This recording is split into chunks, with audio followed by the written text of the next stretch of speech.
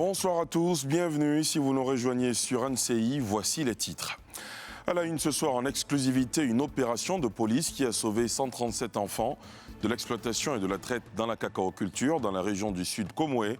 Nous nous rendrons dans des plantations de cacao à Aboisseau dans ce journal. Le conseil de surveillance de l'ONESI a officiellement pris fonction ce lundi. Il comprend 13 membres. L'office a en charge la gestion du registre national des personnes physiques, RNPP.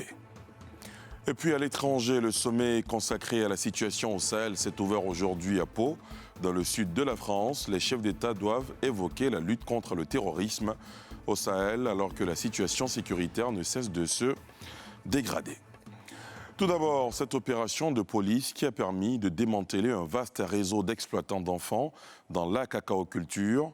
Elle a permis de sauver 137 gamins victimes de traite et d'exploitation dans des plantations et campements de la région du Sud Comoé.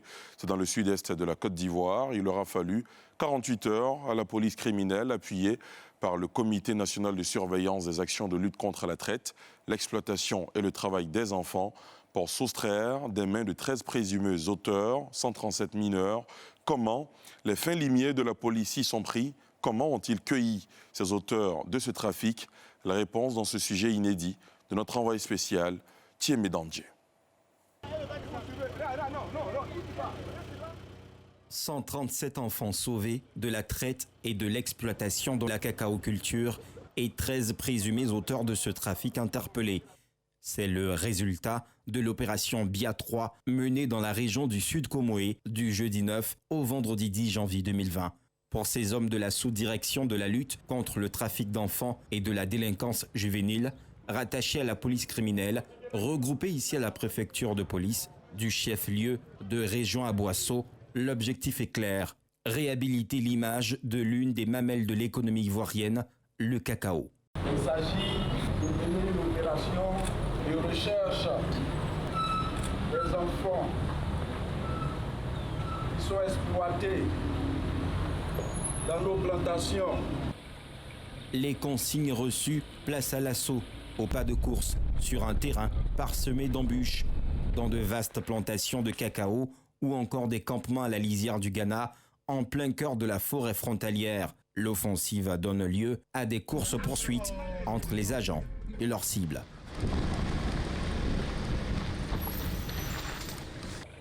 Peine perdue, l'unité de la répression du trafic des enfants prend le dessus. De Yaou à Ayamé, via Bianois et Kétézo, de Soga à Soubré ou encore d'Aboisseau à Noé, les prises s'enchaînent avec des cas souvent différents les uns des autres. Il vient d'arriver. Ils l'ont mis directement dans la voiture pour le conduire chez un compatriote à Dramanicro. Je ne connais pas son père. Il vient directement du Burkina pour pouvoir travailler dans les champs. Il a été convoyé par son père pour qu'il puisse pratiquer des activités agricoles. Donc nous sommes face à un cas d'exploitation économique. Le jour tombe à peine. Retour à Aboisseau. Le bilan est satisfaisant. Nous avons pu détecter 137 enfants victimes de traite et d'exploitation. Sur les 137, il y a 15 qui sont en état de risque. Cette opération est l'œuvre du Comité national de surveillance des actions de lutte contre la traite, l'exploitation et le travail des enfants, présidé par la première dame de Côte d'Ivoire, Dominique Ouattara. Son activisme sur ce front permet à de nombreux enfants, comme ceux interceptés à Aboisseau, d'échapper à la traite des personnes. Cette traque des contrevenants à la loi interdisant la traite et l'exploitation des enfants est diversement appréciée. Dans le Sud Comoé, si des autorités locales évoquent des opérations coup de poing salutaires, des mécontents interpellent sur certains obstacles. Leur prise en compte devrait permettre de consolider les acquis enregistrés à ce jour, selon des plaignants qui se sont confiés à notre reporter. La lutte contre le travail des enfants et leur exploitation connaît des avancées en Côte d'Ivoire. À ce jour, 2 milliers de mineurs sont retirés du circuit des abus de leurs droits grâce aux opérations de l'unité de la police nationale en charge de la lutte contre le trafic d'enfants. Dans le Sud Comoé, les autorités locales saluent ces opérations coup de poing.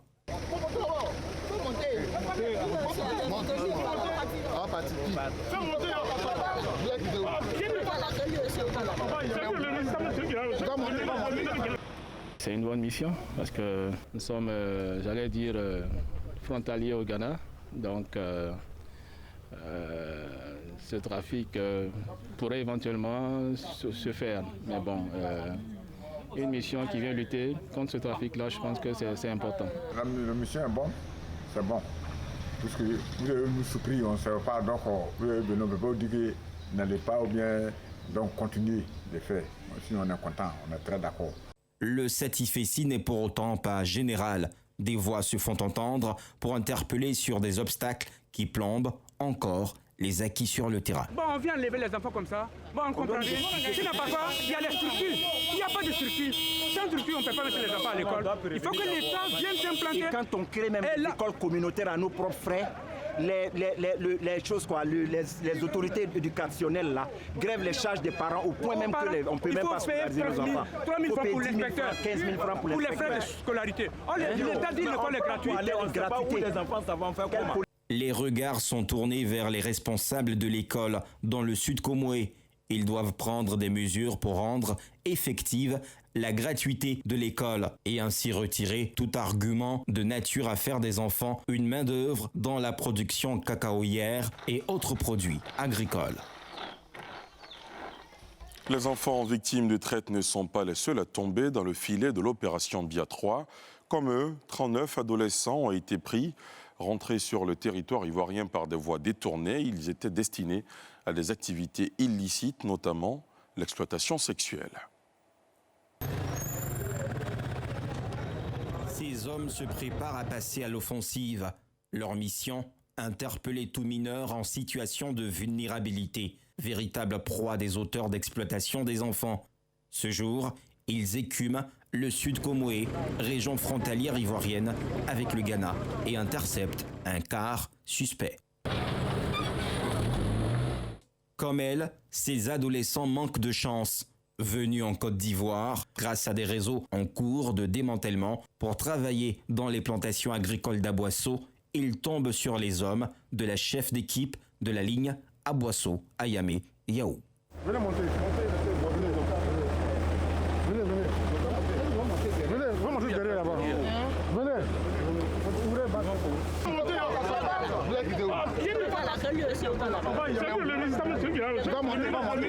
Je pense que nous sommes en face d'une traite de personnes. Parce que ils ne connaissent pas la région. Je pense bien qu'ils viennent d'arriver. Ils viennent d'arriver et ils sont à la recherche de leur éventuel tuteur. Contrairement à ces chercheurs de fortune refoulés vers leur pays d'origine, notamment le Burkina Faso, le Togo et le Bénin, les jeunes filles en provenance du Nigeria vont intégrer un processus d'appui judiciaire. Nous avons en ce moment 6 jeunes filles victimes de traite. Elles sont d'origine nigériane et pour ces filles et ce genre de situation de traite, les opérations que nous menons sont habituées à ce genre de personnes. La détection a été très facile. Ces filles donc seront orientées à Abidjan, prises en charge à Abidjan pour qu'on puisse arriver à démanteler le réseau de traite. La traite des personnes, notamment l'exploitation sexuelle, est réprimée en Côte d'Ivoire par la loi numéro 2016-1111 du 8 décembre 2016. Les contrevenants à cette loi s'exposent à des peines de prison allant de 1 à 10 ans ferme. Dans le reste de l'actualité, ce soir, la prise de fonction officielle ce lundi du Conseil de surveillance de l'ONESI. Il comprend 13 membres. L'ONESI, c'est l'Office national de l'état civil et de l'identification. Il a en charge la gestion du registre national des personnes physiques RNPP. On fait le point avec Thiemé Dandje. La supervision des activités de l'ONESI, Office national de l'état civil et de l'identification, démarre. Les 13 personnalités mandatées à cet effet ont pris officiellement fonction ce lundi. À cette occasion, le ministre de l'Administration du territoire et de la décentralisation, Sidiki Diakité, a relevé que la mise en place du Conseil de surveillance constitue une étape décisive. Le Conseil de surveillance a vocation non seulement à déterminer les choix stratégiques de cette organisation, mais aussi à gérer toute question nécessaire au bon fonctionnement de la structure, ainsi qu'à contrôler et vérifier tous les points qu'il estime devoir surveiller et analyser, sur lesquels il souhaite pouvoir apporter un avis. Au regard des ambitions affichées par la réforme que l'État de Côte d'Ivoire initie aujourd'hui, en instituant non seulement le registre national des personnes physiques, mais en conduisant un vaste projet de stratégie nationale de l'état civil et de d'identification, les défis auxquels vous aurez à faire face sont importants. Pour les relever, Sidiki Diakité dit compter sur le dévouement et le professionnalisme des 13 membres du Conseil de surveillance. Le gouvernement sait pouvoir compter sur le dynamisme et l'efficacité de chacun de vous, surtout sur votre disponibilité pour mettre sur les rails cette nouvelle agence qu'est l'ONESI. Bien avant, le président du Conseil s'engageait à réussir les missions assignées à son organe. Nous ne devons en aucun cas ni d'aucune manière donner raison aux ennemis de la paix et de la sécurité de notre pays qui atteignent la moindre bégatille pour tenter d'installer la chienlit. Nous devons donc faire un travail propre et irréprochable autant qu'une œuvre humaine peut l'être. Il nous faudra pour cela faire preuve de rigueur, de professionnalisme, d'efficacité, voire d'efficience, d'honnêteté intellectuelle et morale et d'humilité. La mise en place du conseil de surveillance de l'ONESI intervient à quelques jours du lancement de la seconde phase du processus de production des cartes nationales d'identité. Il s'agit de celle de l'enrôlement des populations à grande échelle sur toute l'étendue du territoire national. Intéressons-nous à présent à la voirie de Yamoussoukro, capitale politique de la Côte d'Ivoire. 37 km de voirie en cours de réhabilitation dans la ville. Des travaux de 32 milliards de francs CFA lancés en septembre dernier pour permettre à la ville de retrouver son lustre d'antan. Mais les travaux ne sont pas sans conséquences pour les activités et habitations sur les emprises de la voie publique. C'est un reportage de Pierre Dipomélin et Armel Zozo.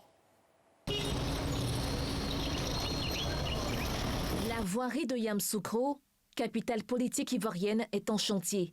Ici, dans le quartier d'Assabou, en attendant l'arrivée des pelleteuses et compacteurs, César Kofi colmate les brèches et nids de poules de cette rue.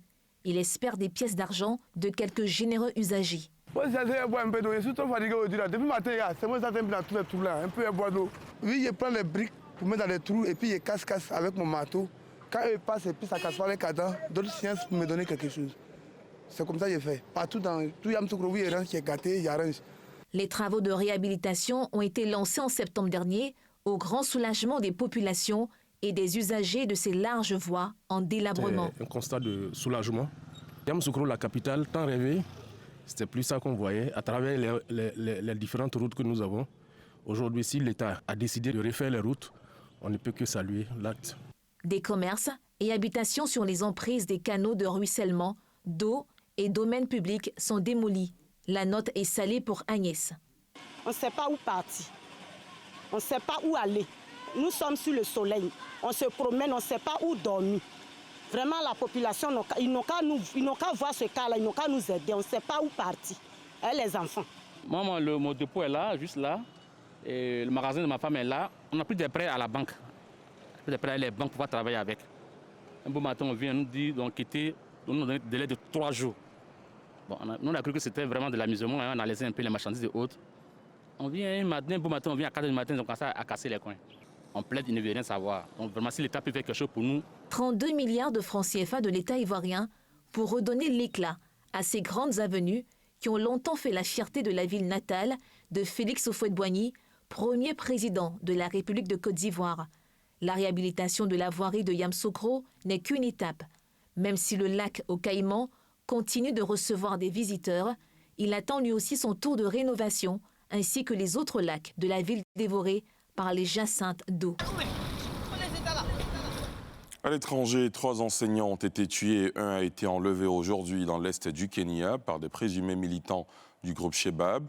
Les membres de l'organisation terroriste ont en outre partiellement détruit un pylône de télécommunications et mis le feu à un poste de police. Je vous propose d'écouter une rescapée de cette attaque. They came around 1. Ils sont venus vers 1h, puis ils ont commencé à tirer derrière la maison. Puis je pense que c'était leur chef qui se tenait juste devant notre maison. Ils étaient juste là, en train de tirer partout. All of a sudden, Tout à coup, il y en avait un qui parlait en swahili. Il a dit « Vérifiez qu'il n'y ait personne en vie ». Puis ils sont venus dans cette maison, la maison des hommes, et ils les ont tués. En Centrafrique, au moins 3 personnes sont mortes et une dizaine ont été blessées ce week-end dans le sud du pays dans des combats opposant des militaires à des membres d'un groupe armé signataire d'un accord de paix conclu avec le gouvernement il y a 1 an. Une dizaine de blessés ont été évacués et quelques 125 personnes se sont réfugiées autour de la base de l'ONU d'Alindao après l'incendie de 2 camps de déplacés. Dans l'actualité internationale également, le sommet consacré à la situation au Sahel qui s'est ouvert aujourd'hui à Pau, dans le sud de la France. Les chefs d'État doivent évoquer la lutte contre le terrorisme au Sahel, alors que la situation sécuritaire ne cesse de se dégrader. Et on vient de l'apprendre, les présidents du G5 Sahel souhaitent la poursuite de l'engagement militaire de la France au Sahel. Terminons ce journal avec cette interrogation. Picasso a-t-il visité la localité de Faka en Côte d'Ivoire? Les habitants de ce village du nord ivoirien sont formels quant au passage de ce légendaire artiste d'origine espagnole chez eux. On fait le point avec Salifia Alekwe. Pablo Picasso se serait rendu à Faka, petit village du nord ivoirien dans les années 1960. C'est la ferme conviction des habitants du dit village, situé à une quinzaine de kilomètres de Korogo. Quand il est venu, il a fait 1 semaine ici, le premier tour. C'était 1968. Les habitants de Faka, village réputé pour ses peintures sur toile de coton, n'hésitent pas à brandir avec fierté une œuvre qu'ils attribuent au célèbre peintre espagnol. Il connaît. C'est lui qui a fait ça. Il a fait ça 3 tours avant de finir ça. Nous, ce n'est pas nous qui avons commencé. Nous avons venu, grandi, il a trouvé, les toiles n'est pas encore finies. Il a fait par doucement. Tu sais, les toiles de nous, ce n'est pas par précisément, on fait doucement. Tu fais les marrots d'abord, les marrots cessent, tu fais les noirs. Ici, les artistes peignent à même le sol sur les toiles. Leur dextérité fascine. Leurs gestes sont précis, avec des couteaux en fer ou des baguettes de bois qu'ils trempent dans des bols de liquide. Le coton blanc devient rapidement une œuvre d'art, un art qui se transmet de père en fils dans ce village. Nous, ici, nous, à Faka, ici, nous travaillons, c'est le travail de père en fils. Au lieu de commencer le travail, bon, tu t'es trouvé au moins 15 ans, tu commences de travailler, les petits bandes comme ça, par les grands aussi. Si tu es déjà qualifié, tu peux faire les grands. De nombreux critiques voient dans l'art africain une de ses sources d'inspiration, mais aucune trace du voyage de Pablo Picasso dans ce village n'a été trouvée. Ses biographes refusent d'être catégoriques sur son éventuelle aventure dans ce village. Fin de ce journal préparé par l'ensemble de la rédaction. Merci de nous avoir suivis. Excellente soirée sur la nouvelle chaîne ivoirienne.